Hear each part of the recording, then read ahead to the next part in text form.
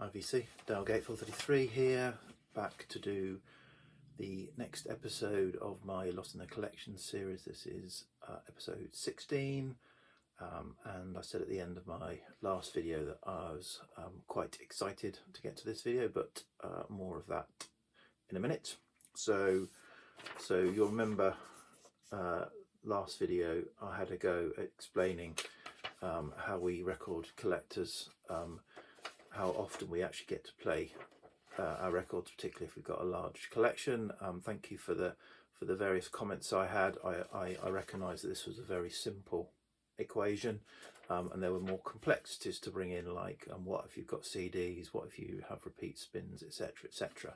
So what I've done is I've overthought it, and I thought I would update the formula. So we start with the average duration of an album in your collection, and to do that you need to sum up the durations of your CDs, your vinyl and your digital, and divide that by how many of each you have, sum of that, which gives you the average duration of an album.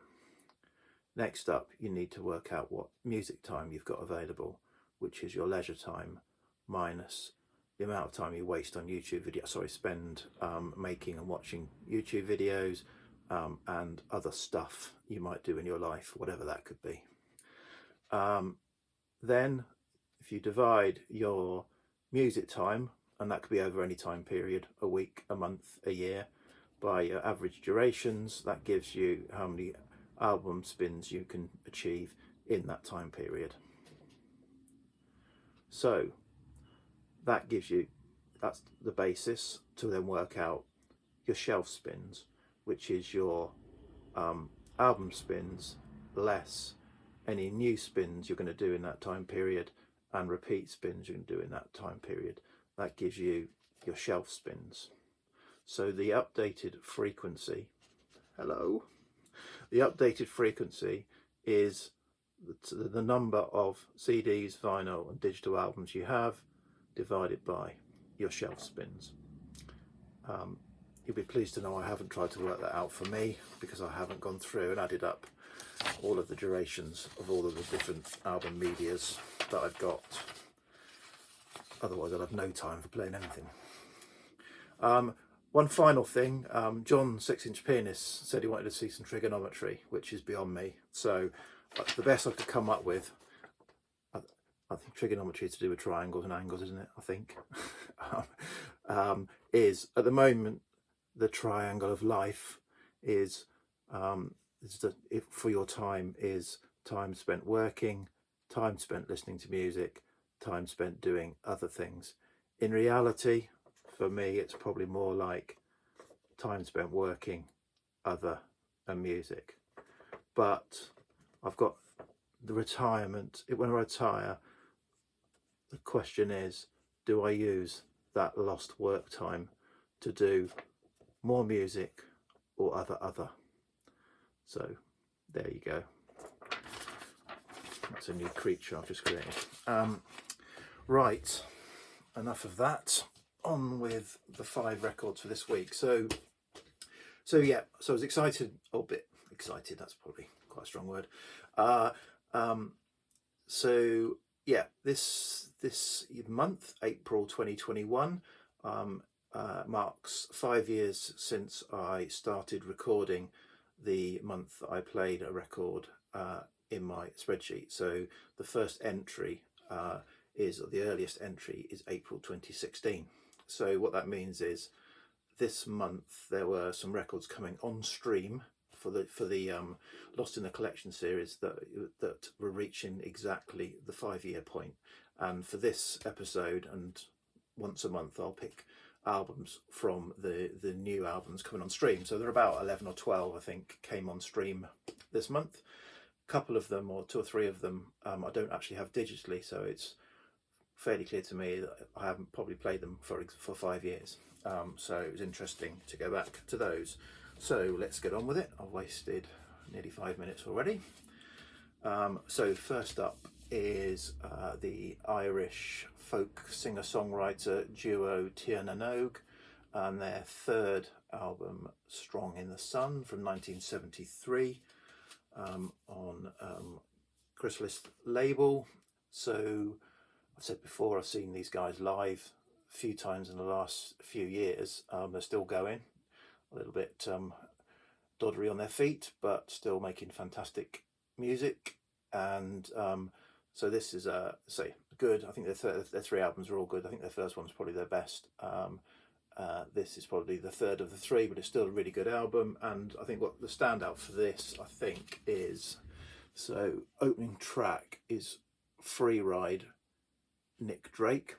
So, and the band has said this when they're on stage. So Tir na Nog, so Nick Drake was still alive in 1973. No one knew about him. You know, I think it's fairly well, you know, sort of regarded that he didn't really do anything when he was alive. He became more famous after he passed. But Tir na Nog did a cover of him while he was still alive, and I think they're the only band who've done a Nick Drake cover version while he was still alive. Obviously, lots of people have done cover versions since he's died. So that's a little bit of interest in that album, but a good album. Yeah, really good album. I think, as I say, all three albums I think are good. Next up, an artist I really like is Ray LaMontagne.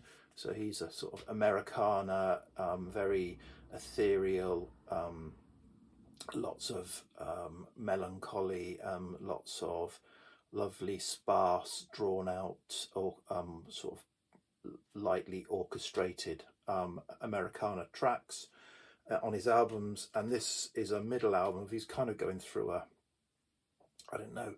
a neo-psych sort of light psych sort of feel to his albums. He'd done Supernova, I think, in 2014. This came out in 2016, and he followed it up with another one, which I can't remember. This is Ouroboros, and you know, it probably sounds like that. So it's probably got that desert canyon sparse feel to it. But yeah, really interesting album, and a sort of interesting departure. So Ray LaMontagne. Okay, next up, an album I know I haven't listened to since April 2016. So this is Hank Crawford, After Hours. So this is jazz.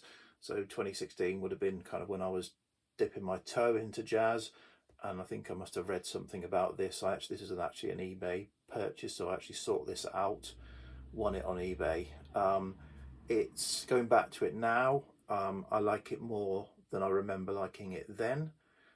But interestingly, then I probably would have thought, you know, it didn't sound jazz. I was still, as I say, dipping into jazz, getting into jazz. I would have said it sounded a little bit, you know, didn't interest me because it was too jazzy. Now going back to it, it's not very jazzy at all. It's fairly straight ahead jazz. I enjoyed it more because I guess got a wider experience of jazz now. But I thought it was just straight ahead jazz, very enjoyable to play, but wasn't doing anything special for me. But say competent and enjoyable. Okay, next up is The Last Shadow Puppets and their second album, The Age of the Understatement. So their second. Everything you've come to expect, the follow-up to their debut album, The Age of the Understatement. So the Last Shadow Puppets are Alex Turner from Arctic Monkeys, and Miles Kane, kind of was from the Rascals when they first started. I think he's a solo artist now. And their debut album from 2008, The Age of the Understatement, is a fantastic cinematic indie album. Really beautiful, and one of probably in my top 100 albums of all time. This is 8 years later. They did a follow-up. It's of a similar theme, similar feel to it. Not quite as strong, but still really good. This is the deluxe edition. So there's the two guys. This has got quite a comprehensive booklet. I'm not going to be able to do that, of the band in the making of the album. inside it, and Tina Turner on the front. So yeah, it's got, I mean, the opening two tracks I think are really strong, Aviation and Miracle Aligner, and the closing track, Side One, Bad Habits, has featured, I think that must have been a single, featured quite heavily at the time, and has also been featured in the Peaky Blinders series, for those of you who watch that. So yeah, but good album. I really enjoyed going back to it, but not as strong as their debut. But hope they do more stuff. Okay, final one for this is an album called Satori by the Flower Travelling Band. Satori. This is a bootleg copy, I think, Phoenix Records. I don't think it's legit. Certainly Discogs is not legit. I got it from a record fair years ago. So these are Japanese heavy psych band.